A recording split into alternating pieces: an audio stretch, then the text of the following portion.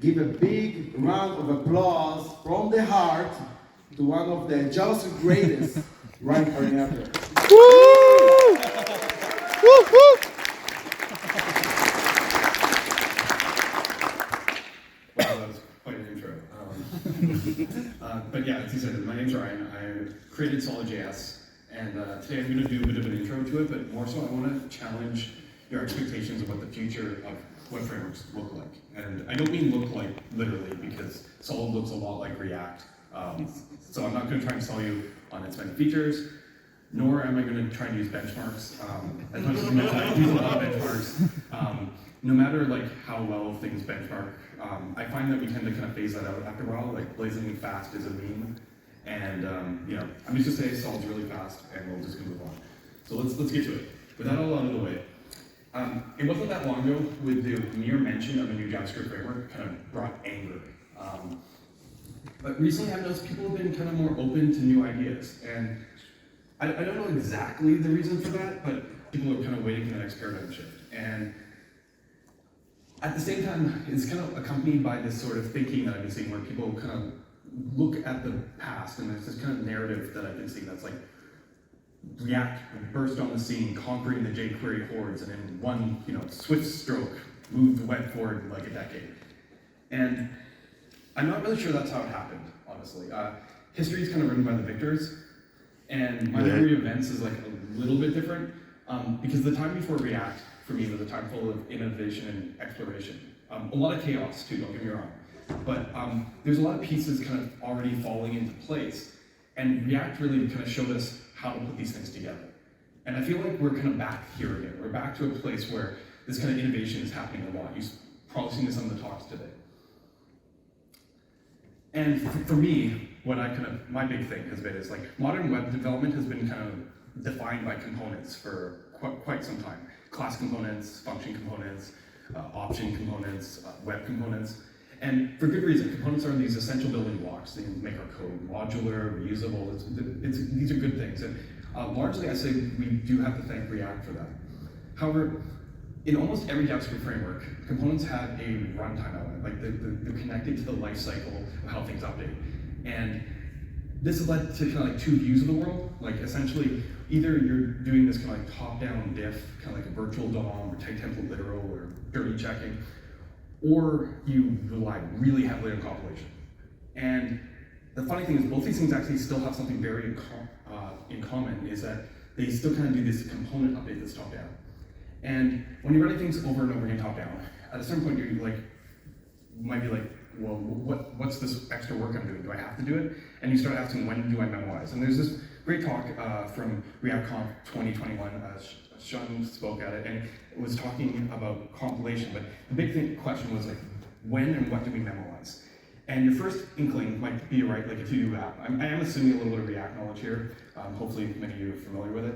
But like that, you could write some state, write an event handler, and then kind of loop over the list. But I want to point something out here. If you kind of update anything in this component, the whole component re-renders again. And that's okay, because there's a virtual DOM. It's there to protect you. It's not that expensive. But we still find ourselves optimizing even in this case. And as your program grows, you start adding annotations like memo, create memo, use callback, use memo. Sorry, not create memo, that's from Solid. But essentially, arrays for dependencies, and maybe you add new features. You add filters and props that drill all the way through. And your code can start looking like this. And with all those added things, you still get the good results. You get that performance you want. But it kind of pushed us a little bit further from where we started from, right? And it puts some onus on the developer. So what else can we do? Well, we can compile it, right? Right, this was floating around about a year ago, and I definitely felt some lack of dependency rate envy from some circles, right? I mean, after all, wouldn't it be better just to express our intent with less code? Like, yeah, but let's hold that thought for a second. I'm gonna get back here later. But back to our to-do list. Okay, honestly, this looks like a mess. Don't worry about it too much. But this was also from that talk. They were like, we could compile our code into something like this, which is a lot more complicated, but behind the scenes, essentially, it's just checking against some kind of cache, so that every time when React would rerun, it would just make sure that it wasn't doing extra work. and do these shallow checks. And the reason I bring this down is this is actually very similar to like what Svelte does behind the scenes. You don't actually see it, but Svelte's compiler, you write like that let count, and then you end up with this. And the common ground here is that user or event updates state, we mark the component as dirty, and then we rerun it. We check against these memoized values and reduce work. It doesn't really matter if the original state setter was like, it's called set state or an assignment. It's actually really similar, almost the same thing. But we're here for another reason, because I want to say, what if we just didn't need to do any of that? What if we didn't have to rely so heavily on compilation? And what if the boundaries of our components didn't dictate the performance of our web applications? And to do that, I have to go like way back to the beginning. I mean, way back. Here we go, hello world, right? Learning your first programming language. So I got something here, like basically, it wasn't too long before you realized you could like set a variable and log it. And then you're like, ooh, I can set it again and log again. I'm going right to the start. And then you're like, I don't really like writing console log twice. So make it dry. Let's extract it out into a function. But at a certain point, you might be asking yourself, you're like, couldn't I just greet my friend whenever I change the name? Like, just always do it? And for that, this idea of reactivity, it's actually at the heart of pretty much every UI framework. There's some form of it. We want our user interfaces to stay in sync after all. And the way I think about it is like a system of lag equations, like a spreadsheet. See, a normal assignment represents a moment in time. You have an A, and it equals B plus C. But later on, when you update B or C, you assign it to A again, and you get the updated value. But with reactivity, this relationship holds through time. Essentially, A always represents the sum of B plus C. If you update B or C, A will reflect that value immediately. But to do that, we need a new primitive, because honestly, you can't just update a variable in JavaScript and have it just work. So in this case, I introduced something called signal, which is unfortunately in the middle of the page, but that's just how we're working here. And the signal essentially is a getter and a setter. And what that means is like when we actually console log our name, we're actually calling it as a function to get the value. And then when we update the name to Mary, we're going to call it as a value. And the reason this is really powerful is because it can be transitive. Or sorry, I jumped ahead. That on its own doesn't do much. We get the real wins when we introduce a different reactive primitive. And the second one that I'm introducing here, I'm going to call it an effect. And the whole idea of the effect here is whenever our name changes, like friend, it basically runs that function. So the first time it runs, it sees hello John, and then we set it to Mary, and it immediately says hello Mary. This is kind of the interaction you see in all kind of reactive libraries. And sorry, now to get to where I was going. The real power of this is it's transitive. So if for some weird reason I want to uppercase that friend's name, I always love the basic examples, they're really helpful. We can do that, and we can still call upper under create effect, and it will run immediately with the uppercase name, and when we set friend, it updates again. And some of you might be looking at this and you're like, well, how does this work? How does it know to run again? And that's actually not as hard as it looks. It's actually completely runtime. This is not compilation. And let's in less than 50 lines of code, I can actually write a reactive system. This is a little bit simplified to actually kind of show what I'm teaching here, but essentially, let's just make it. Create signal, it returns two functions, one that reads, one that writes. Returns the value, sets the next value. But to actually make it work with these effects, we need subscriptions. So we're gonna add a subscriber set. And we also need some way of keeping track of stuff. So I'm gonna introduce something I'm gonna call the context stack. And I've also got a method here called getCurrentObserver that's just getting the top value off the stack. With this, actually, we can write our createEffect function, which just wraps the passed-in user function. So I'm going to focus on this a little bit, because it runs immediately, as you see the execute call at the bottom of the function, but the whole thing is this loop. We push ourselves onto the stack, we run the user function, and then we pop ourselves off of the stack. And this is important because while we're running that function, any of our signals can actually get read, can check the current observer, see what's on top of the stack, and if it's there, add it to its own subscribers. And this is valuable because later on, when we update that value, we can update the actual value and then just call all the subscribers again which starts our loop all over again, because now we push ourselves onto the stack, run the function, and then track it again. And that's reactivity. There we go. Now you're an expert. From here, we can build a foundation of other primitives. We have stuff like create memo, which is for kind of like expensive derived values. We have stores, which are proxies, which are, again, they're just built off signals. And we even have something that turns promises into signals called create resource, and that's how we do stuff like suspense and data fetching and so on. But it's time for the live coding section of what we're doing today. Because we always start this usually with these like really simplistic examples where we're like console logging, but I want to do something like a little bit more substantial, because I mean nothing says what we have to do in an effect. It has to be a console log. We can actually, what if we like created a DOM element perhaps, and then we could, instead of console logging it, let's take our H1, and this is just vanilla JavaScript that I'm doing here. And we could just say like, let's set the text of this H1 to whatever the count is, essentially.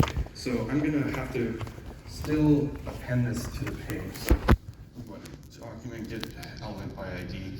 This is our playground, so I got like a secret app mount point, so we'll just do that. But then what we're gonna do is we're gonna append our DOM element onto the page, and it's just an H1. So instantly we see that the count is 1. This is gonna happen too fast because it started at 0, and then we set the count to 1. So like it immediately updated. It was, we couldn't see it. So I'm actually gonna make a button, and because, you know, for time's sake, I already created the button for us. So essentially, I'm just using vanilla DOM APIs here, where I'm going to create a button element, set its contact to click me, and then on click, set the count to count plus 1. So we have created a basic counter just using reactivity. All that's happening is we're just updating the text of this H1 element using our effect. We already saw how we created. So every time we update that signal, just update that piece of text. Okay. But honestly, like, who wants to write code like this? It's a little bit, you know, clunky. It'd be way better if there was a syntax that existed somewhere where we could like just, you know, create DOM elements directly. Maybe, you know, I kind of like JSX for this reason because it's kind of really portable. I could, you know, take this event handler and when it's on click equals this, and we can kind of stick that in there. And you could kind of picture, it wouldn't be that hard to compile some JSX to what we just typed here, so I'm going to clean that up a little bit. So yeah, our button still works. And, you know, we can actually do the same with our H1, like why not?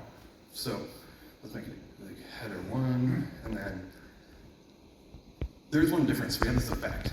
So one thing that we could do with our compiler is look for function calls, essentially. And if there's a function call, we'll wrap it in an effect. So now we can kind of delete this, but essentially this is just the same code, right? And, you know, sure enough, our counter still works. But, you know, this is still like not great, like, because as I said, no one likes like writing all this kind of code out. So let's wrap it up in a function. Maybe we'll call it a counter, just for convenience, so that we can flip it around. And for some reason, it lowercased it on me for no reason. I'm going to turn off TypeScript because it's going to complain while I do terrible stuff. And then I'm going to grab this, stick it in our function, and then let's like return an array, maybe of H1 and button. And I'm going to use a little fancy thing here where we're just going to call the function and like spread it in. So we're going to go like this. And sure enough, because these are just DOM elements, maybe I'll format this so I can see it a bit better. We're just doing that. And actually, while I'm here, let's, like, no one really wants to kind of do that. Let's inline it, makes it kind of look more templatey, you know, easier to use. And then while we're at it, we could probably get rid of these arrays. I mean, we can use something like a JSX fragment, and we can do this, and then if I have prettier on my side, yeah. And then I guess the last bit is this.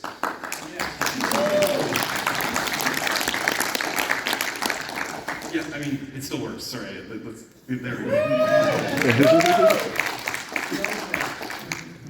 But the last bit actually is that, as useful as this is, You know, it's a little bit bulky at the bottom there, so I'm just going to import from render, you know, just like for convenience, from Solid.js web, and instead of this, we can just go like render, what do I call it, counter, into our document here, app, remove this, and it's twice because I just appended it twice, but here we go. Refresh, okay, sorry, this is where I was trying to get to. This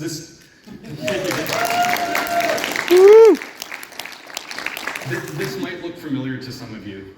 It looks kind of like maybe some other frameworks you might have seen before. But there's a huge difference, and I want to point out that difference, and you might have picked up on it already, is that if I console log in here, because we just called that function once, and it was working, so the fact that I made it into render doesn't really make a difference. So you see there's this counter here, and as I click here, this counter is never rerunning again, because conceptually you already saw it. The effect is just wrapping this one text node here. So whenever we click this, we're only rerunning the code to update that one text node on the page. That's it. We don't really need anything else. And I really want to emphasize this point, which is why I have another example where I put 2 counters on the page. Because now, you know, we've got chaos. Essentially, now there's 2 counter logs, and each one has their own signal, and we update them. Sorry, click here, and you can see that, you know, because each function contains its own state, it just works. But there's no real component here, right? Like, there's no connectivity to anything. So, like, what stops me from just, like, taking the signal here and pulling it up here, and, you know, now it's outside? Like, wouldn't that just be global state, right? Why would it not be? So essentially, right, we're not seeing any more logs still, because it's just those 2 text nodes that have an effect around them that update. Nothing else reruns, and we've moved our local state into global state. And I mean, I got one more on this avenue. I've now taken our 2 counters, passed children in. The first counter always shows the count, the second one shows double the count. And then we have like one counter that we pass an on-click handler that's a +1, and the other one +2. And inside our component, we're going to call it a component for now because it's convenient. We're going to have props.children and props.onClick and kind of bind it. This, again, probably looks pretty familiar. And as you see, there's app counter because everything runs once. But then, as I click this, we don't get any more console logs, and as expected, one updates by 2, the other one by 1, and none of our components, our parents, our children, nothing is re-rendering. It's still just those 2 text nodes. Okay, there's probably a little bit of explanation deserved on that last piece, so let me show you. It's because we're following the same convention. Because we knew when you called a function that it's a wrapping effect, for a component, we can go wrap that prop in a getter, essentially. And what that does is it defers the evaluation until later, which means that wherever you actually use it is actually, it's like the 2 uppercase example at the very beginning, where we just pulled it out and now it's just getting called underneath the effect. So essentially, you can pass props all the way through the component tree and like not re-render anything. You know, it doesn't matter how many components, context, whatever. Now, there is one like trade-off here, because you might have noted also we're returning real DOM nodes. So how do we do stuff like loops? Like, you think about a map function, you get some data, and if that's returning list items, you're creating new DOM nodes every time. So we actually do need to do a little bit of memoization at these control flow points, which we have helper functions, but we decided it was actually really ergonomic to use components, because this is the composition pattern that you've already used to using. And while this takes a bit for people to come to at first, I'll argue that this is where you end up anyways, because now that loop becomes a paginated list or a virtual list, and luckily someone's created that component for you, so you import it. And then, you know, it doesn't take very much to see how you end up here. Lists become virtual lists, paginated lists, conditionals become suspense, arrow boundaries, layouts. This is kind of just the same pattern extended on top of each other. And kind of armed, actually, before I go that, I want to really emphasize the only compilation here is the one that I showed you before with the wrapping of the lazy getter. This is not like something built into Solid. If you don't like Solid's 4 component, just like don't use it, write your own. Like this is all just JavaScript at runtime. But armed with this knowledge, we can go back to one more demo, And that one more demo that I want to go back to is that to-do app. That is that, like, if I change the theme color, which passes over straight through the component, we're not getting any new console logs, right? Like, if I just change the filter here, it's not going to cause to create or update any to-dos. This stuff's all independent, even though it's all in the same component. And the way I've showed it, you can kind of see why. And there's no use memos, there's no dependency array, there's no create memo, there's none of that. It just works the way you probably wrote it in that first example. So, to me, I call this the reactive advantage. Components run once. There's like no hook rules or stale closures. Templates compile to real DOM nodes. This is super low abstraction, makes it really easy to interact with like other libraries and like DOM APIs. And the most important thing, state is independent of components. Component boundaries are for your sake, how you want to arrange your code, not for performance. The performance is good regardless. And I guess, like, just to summarize, essentially this, you guys already saw it, but, you know, and what about our compiler? Well, we got to be careful with compilation because, you know, we sometimes lose the language to represent certain ideas. If your whole world, for example, is a component, then how do you represent what lies outside of it? This is just illustrated. There's solutions here. I just want to kind of point that while compilation is an important goal, we have to like be very careful and thoughtful of how we approach it. But to me, this is part of a larger trend. I may have used Solid today to illustrate it, but this is just the beginning. Reactivity has already been serving a common language between UI frameworks. Solid, Vue, even recently, stuff like Preact, signals, quick added signals. I've been in talks with the Angular team. They're actually looking at signals of all things. And if you squint really hard even, like I've got here, maybe the text is really small so you might actually squint, and spell, really the same sort of reactivity, kind of look like the same language. So, like, why not apply this beyond component boundaries? We've seen that use to great effect with Solid. Vue announced actually very recently Vue Vapor, which is actually a new experimental compiler that looks very eerily similar to Solid. I'm just going to say that much. But, you know, this has other applications as well. I've been talking about the cost of components for several years now, but we're seeing it applied in new ways. This is actually how I came to work at eBay for a couple of years. I work at Netlify now, but I worked at eBay for a couple of years on their framework because they had seen the value of basically removing components from the equation. Because components that need to rerun means you need all that JavaScript in the browser, even after server render. And this reboot is called hydration. It's probably come up in a couple of talks today. That is when the server renders, it needs to like boot up. And we didn't have this problem back in the jQuery days. But if you can get rid of runtime components, you can also eliminate hydration. We've seen this realized in a lot of like MPA style frameworks, stuff like eBay's Marco, Quick's, Builder's Quick. And we recently started exploring this space in some of the latest work we've been doing with Solid's meta framework, which is still beta, but SolidStart. So I actually want to quickly show one last example here, just to kind of give you an idea. We actually made this case movies app that the Google Chrome team has been kind of showing kind of movies. This bar is not the browser bar, it's just something I did. There's no, like this spinner doesn't happen here as I navigate around. You see, this is pretty much a client-side looking app. But I can actually prove this because I can put the elements in here, and as we navigate around, it's actually using nested routing, very similar to something you might find like in Remix or whatnot. So, like, this is still very much the feeling like that. But this example is kind of special because it's showing off partial hydration with client-side routing. So, like, very similar to something like React Server components. And this is very powerful because I'm going to take this down, I'm going to refresh it here. And what you're going to see is that, I'm going to refresh it one more time because I can. Okay. It's about 13 kilobytes of JavaScript, which is a small number that you might not be able to see right here.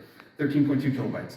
And as we're navigating around on this thing, the JavaScript's not going out. This is actually the full payload because we're doing this combination of server rendering, and that allows us to send the least amount of JavaScript to the page.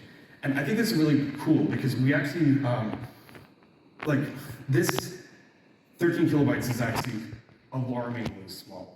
I just want to kind of give you an idea of what the same app looks like. I mean, they're not all exactly the same. These are, I didn't make these demos. They're from the official like taste movies that the Google Chrome team has been shopping around.